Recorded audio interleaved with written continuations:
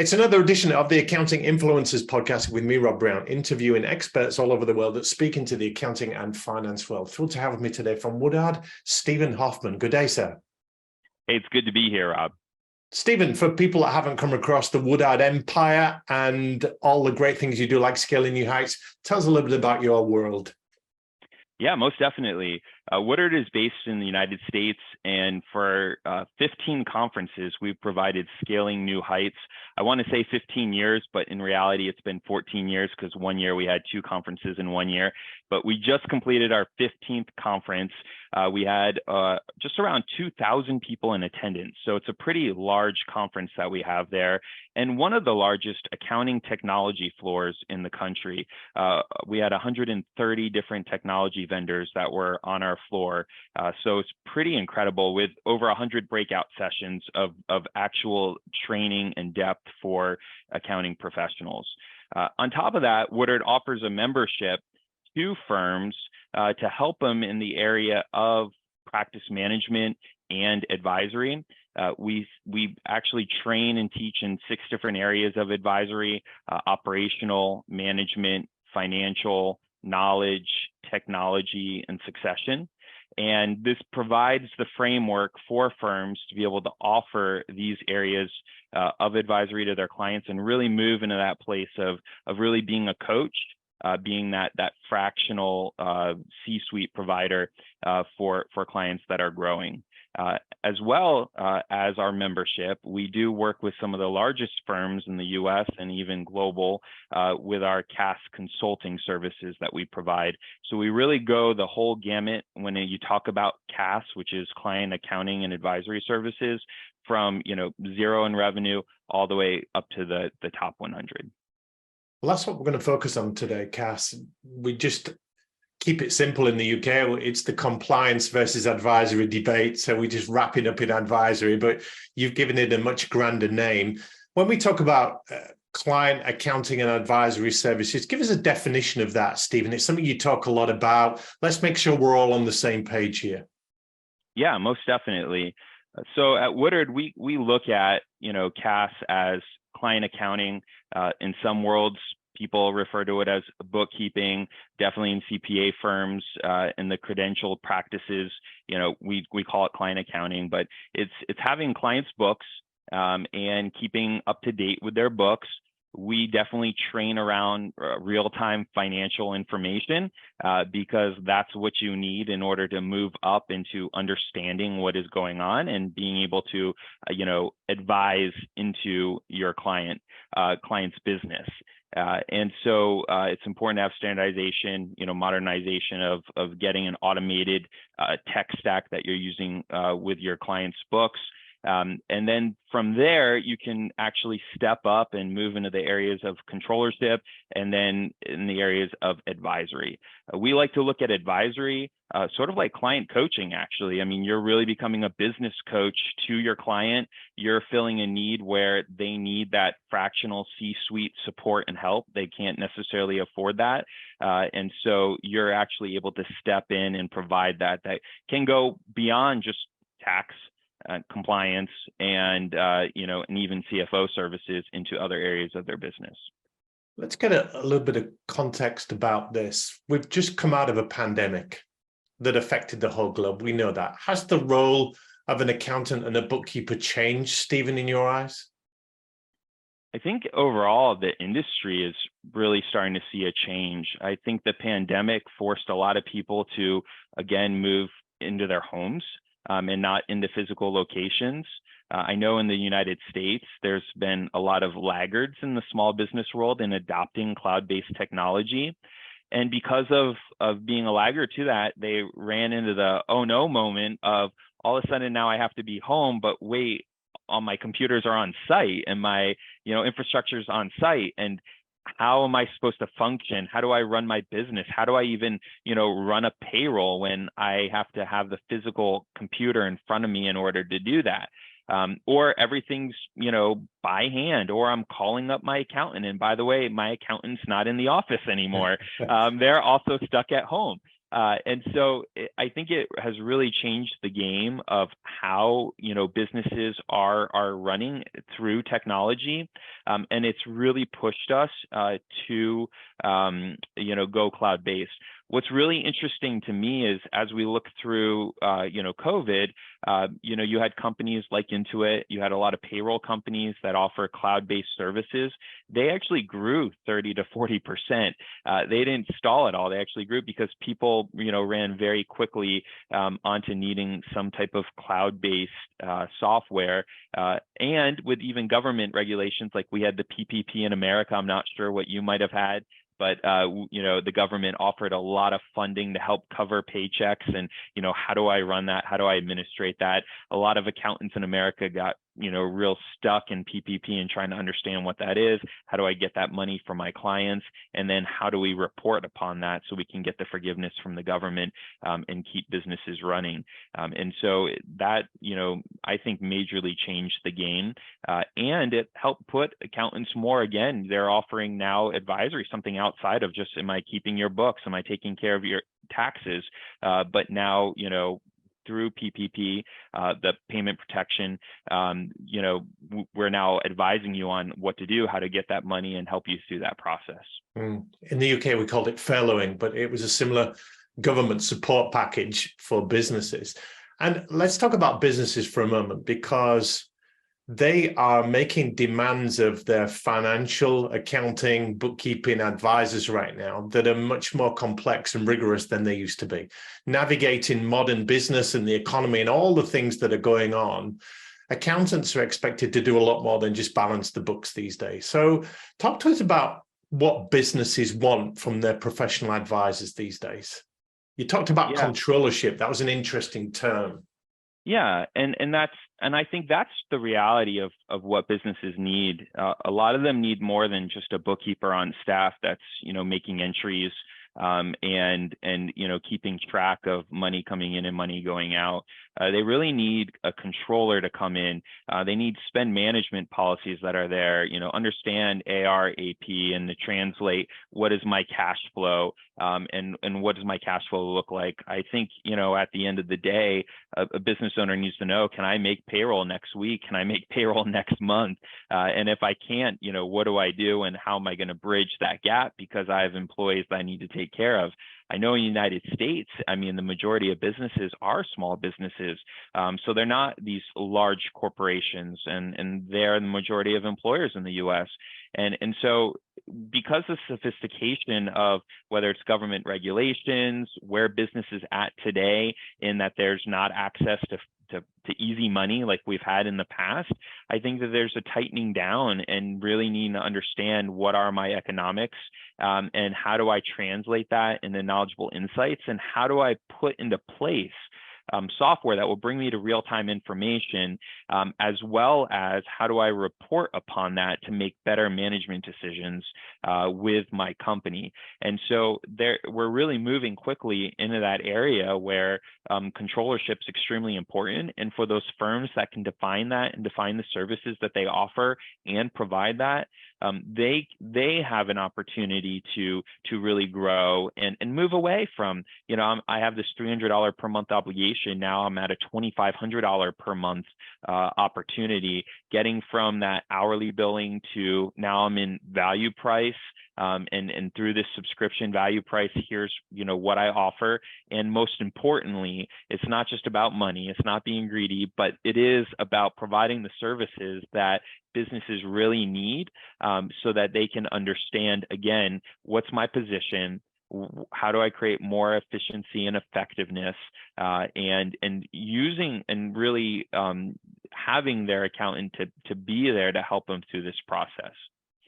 Having the accountants there is all very well. Presence is a factor, but there's a certain amount of upskilling that accountants are required.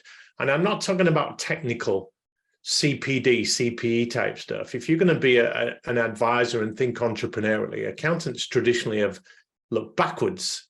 They've reported on what's happened, but now businesses are asking them to chart the way forwards, to be future focused and navigate the murky waters of VUCA. You probably come across VUCA, that volatility and uncertainty and complexity and ambiguity, that word. businesses can do it, but accountants are not wired that way. Their qualifications don't teach them necessarily to do that. So talk to us about how you're helping them upgrade and what kind of things they need to do to help businesses. I think too, there is a conversation going on, and I know this is like really heavy and maybe somewhat political in the US, if I can say that. But this whole idea of credentialed versus non-credentialed. Okay. So can I be in accounting and do I have to get a CPA? And in the US, we mandate, 150 plus hours, and that's the requirement. And a lot of people are saying, wait a second, we have a labor shortage. How are we going to meet that? And what does that mean? And so I think that when you're Stephen, talking just to interrupt, I've heard businesses hire software accredited professionals that are not CPAs to do all their bookkeeping and accounts. And they say, no, I don't need a qualified accountant. So you're right, this credential versus non-credential debate. Sorry, I interrupted. Do continue. Yeah, no, I mean, I think that there's a greater conversation that's going on. And I think this is a part of what's going on in the industry today. And I think as we're working with firms with a CAS practice, does that CAS practice need to be credentialed? Can you have uncredentialed workers? And can there be a path to partnership for uncredentialed workers? As long as they are, bringing these set of services and even able to move upstream into a level of advisory through frameworks. And then even technology. I mean, there's technology out there today that can bring strategic finance, and that, do you need to be credentialed to provide that forward-looking advice? And, you have Plan Guru, you have Draft, you have Basis, and I think there's another other FP&A software that's actually out there and available that you can utilize and add in the tech stack and provide what a client needs for bringing that insight. And I think this is part of the change that we're seeing right now, because this is what businesses are requiring. And then this is the bridge that's kind of being built from I'm offering basic accounting services to controllership, which adds on a layer, right? You have the payroll, the spend management, APAR, maybe some collections are in there. There's a number of those levels of services that you're bringing, some dashboards, KPI tracking, but then you move up a level to now I have forecasting and going more into that area of strategic finance, which is the more forward-looking, business practice and terminology. And firms that are starting to now understand this and adopt this and build this in are finding tremendous amount of growth. And not just growth as far as customers, but even in revenue and success. And they can then get talent and bring in talent that says, wow, there is a path. Maybe I don't want to be a CPA. I started on that route, but I don't necessarily want to be a CPA, but I actually see a future in this area of client accounting and advisory. And I absolutely love that. There are a lot of younger people coming up that are saying, I'm very entrepreneurial, but I don't see myself, as a CPA. This provides the path for them. And now you're able to get the talent to come in to be able to provide this service level to clients. I'm really glad you brought up the talent issue. When I'm not doing my podcasting, I record video interviews with employees of CPA and accounting firms to build their employer brand and create employee advocacy and really ask them the question, why do you love working where you work? Because most accounting firms' websites look the same. They make the same promises to potential employees. They have the same values, the same career vacancies with career development and buzzwords around those. But what's missing is the proof that we are a great place to work and we really love our people. So I do those videos to create the stories and the evidence. But you're right, as much as you've got the stories and the proof, it's still a dwindling talent pool of qualified accountants. Less and less people are doing accounting degrees. There's a leaching of people coming out of public accounting, going into industry, doing other things, starting their own. So we do need to look at an alternative labor pool to say, right, how are we going to get the work done and serve these clients? So I love that idea of non-credentialed and being innovative in our thinking to say we can build an accounting firm with a range of expertise that can serve our clients, and some of them will be non-CPAs. That's the future, surely. Absolutely. And, this is the aspect of leadership that I think is so important in firms today. We're seeing a trend in some of the top firms to where we recognize we need to bring in a C-suite. And so we're going to bring outside non-credentialed business men and women that can come in and be a part of our C-suite and really help us innovate. And there's a lot going on around that kind of innovation. But when you do that, you break open the box of partners that have been CPAs and have been doing business for the last 30 years. And this is the way we do business. This is the way you grow. This is what the growth track looks like. But then you have a lot of unsatisfied younger generations that are like, wait a second, we're not actually bought into this track and this path. And we want to see the innovation and the change. And I think one of the hardest things in firms right now is how do you bring in innovation when change management is so difficult? And it really, that at the end of the day, that's what comes down to leadership and being a strong leader. And I think that managing partners, have to realize that I'm going to either retool myself so that I can start looking and thinking outside of the box, or I have to actually step aside and bring in leadership that can think and move beyond the box, because the times are changing, and then they're changing rapidly, and technology is changing, and people and their thoughts and perceptions and worldviews really are changing so fast that if you want to be leading and you want to be first to the table for a lot of the revenue opportunity that's out here, you have to be willing to make those decisions. And it's unfortunate, but client accounting and advisory tends to be that redheaded stepchild in a lot of firms. It's like we do this, we've done this, but it's not core. We want this to be core, but we don't know how to get there. A lot of times there's a lot of different industries. There's a lot of silos between different managing partners holding books of business. There's not standardization in place. Some are wising up to shared services and they're utilizing shared services, but shared services without standardization and industry specificity can really hurt you. Because again, you can't be all things to all people and do that at scale. But you definitely want to look at that. What industries do I really want to own and grow in? What then is going to be my tech stack that I'm going to use where I can automate as much as possible? Should be cloud-based tech stack for my client. What's my practice management tech stack? And how can I communicate effectively with clients with democratization of data amongst my CAS practice members? And so I don't create silos. And then what's the standardization that's built around that then allows you to open up the door to having shared services for the production work. So your in-house team's not doing the production work. You put in the review layers for your in-house team, but then the in-house team can own the client relationship. And then that's where they can move upstream by having the client-facing meetings and ensuring that you're taking care of your clients. And you can even be as innovative as saying, why do I have to have, video face-to-face meetings?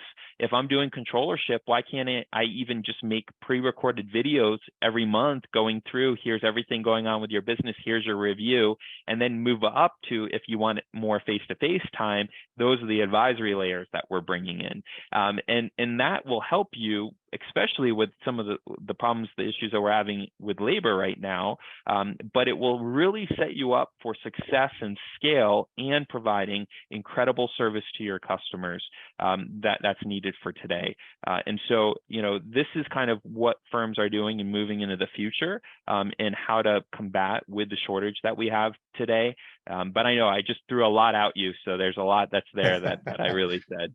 I've only got 112 questions on the back of everything you've just said, Steven.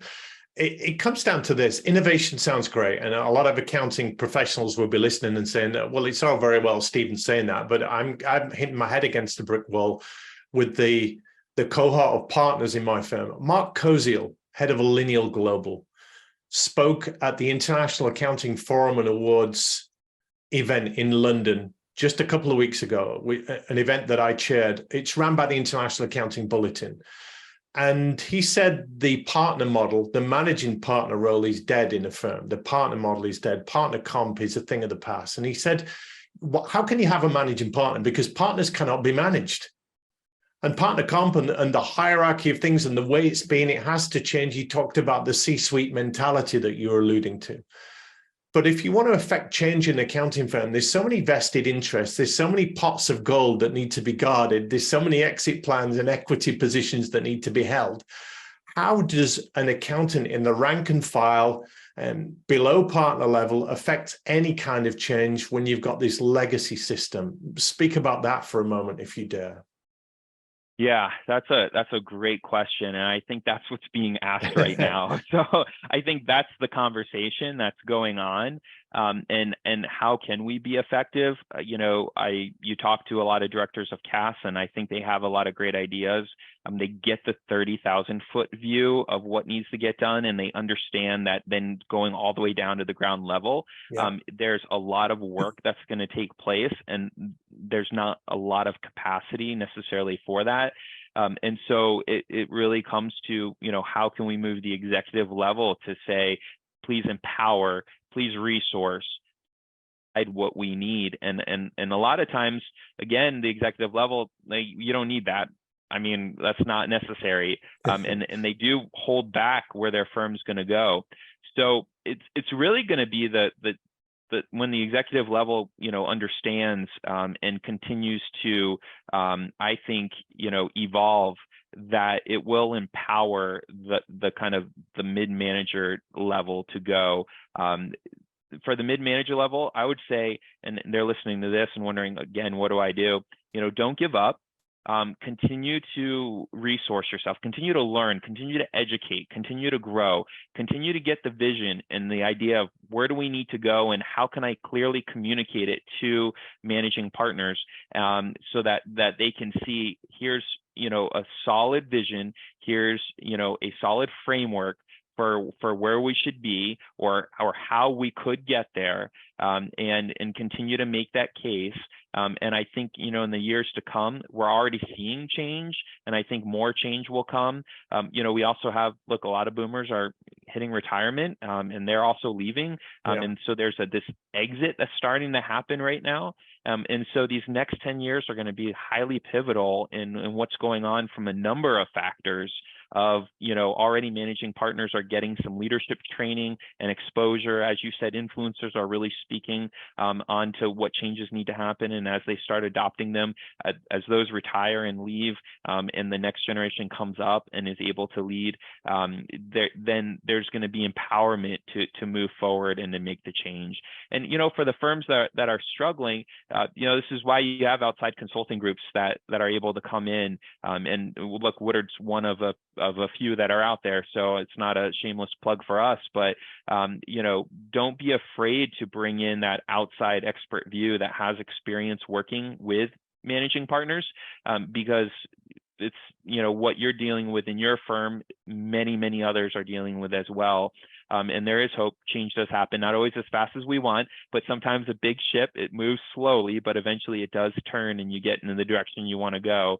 It does just take time. I like to tell people this: life, business, work, career, it's not fast food. And so if you just step back for a minute and remember, things don't always happen at the time that you want them to, but they will happen if you're committed, and if you have clarity, and if you have courage.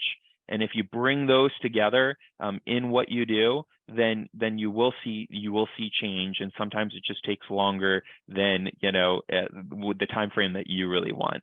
But if you remember that life's not fast food, it will be amazing what you can do. There are very few people that hit it, at a very young age and find that success. I mean, less than 1%. And I think sometimes we're so filled with influencer world that, oh man, change should happen. It should happen fast in my world. It doesn't always do that, and that's okay. But over time, with that commitment, courage, and clarity, you can find that change. I'm just reflecting on the three words you said there: commitment, clarity, and courage. All very noble traits, character traits. What skills do you feel accounting professionals are going to need over the next few years, Steven, to stay relevant, to stay competitive, to stay in the conversation. There are threats and opportunities coming from all sides in this profession. We call it profession, you call it an industry. What skills do you feel these players need to upgrade or adopt or fine-tune to stay relevant and competitive? Yeah, I mean, definitely from a technology perspective, we have so much change in technology. It amazes me that there are, still companies that use almost DOS style software for Excel spreadsheets still. And I'm not going to bring, any names of companies that provide that kind of software, but it's amazing to me how it is, very behind. And it's not just having a great UX UI, but what's actually the functionality, and where are you able to pull in data and understand where's our source of truth, where does that resting, and then how am I able to build stacks with all the different data coming in to go to that source of truth and to be as automated as possible. I think that's something that's really important. I think, when you look at pricing, understanding subscription, understanding recurring revenue model, and really being a student of that. Ron Baker has a great book called Time's Up, and it goes over a lot of the subscription model, and I bring up that book because there's plenty of others. I was in SaaS software for years, so I know the recurring revenue, but it is relevant for accounting firms. It's written to accounting firms in the industry, and I think that that's something that again is important to understand and to get a hold of that, because that can really help you in understanding how do we build the pricing, and I think that we have to be able to change and learn about change management, and how can I change and be willing to change quickly as the needs of my customers force me to. And instead of saying, well, this is how I do it, and this is how I'm always going to do it, and keeping, putting your stake in the ground and not willing to change, wait a second, what's going on in the market, economy, et cetera, that is causing, the needs of my customers, and how am I changing my services and my offerings to meet what my customers actually need? And that will be, I think, really, really powerful. And there's a lot more, but I think, again, if you're running with some of this mindset, it can really help you. Yeah. Steven, we'll put your contact details in the show notes to yours and Woodard's, but just in closing, what message would you give to the leaders out there that are affecting change, that are setting an example, they're defining culture, they are setting up the structure of firms and business models, they have the big say, the voice, the influence? What would you say to them in the face of many threats, opportunities, in a changing world?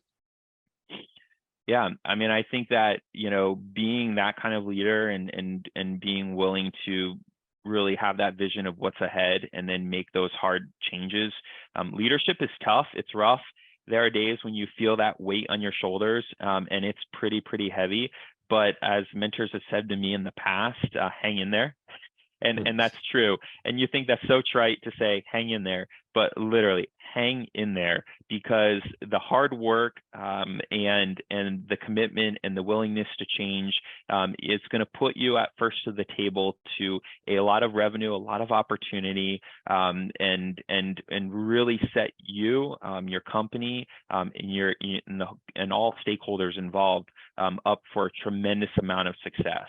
And I think, as a good leader, it's not necessarily about yesterday's data point or tomorrow's data point, but over time, as I look back over time, and I think you'll get that perspective of what you're doing and what you're pioneering and where you're going over time. It might come 10 years from now, but you'll be able to look back and say, wow, this is absolutely incredible.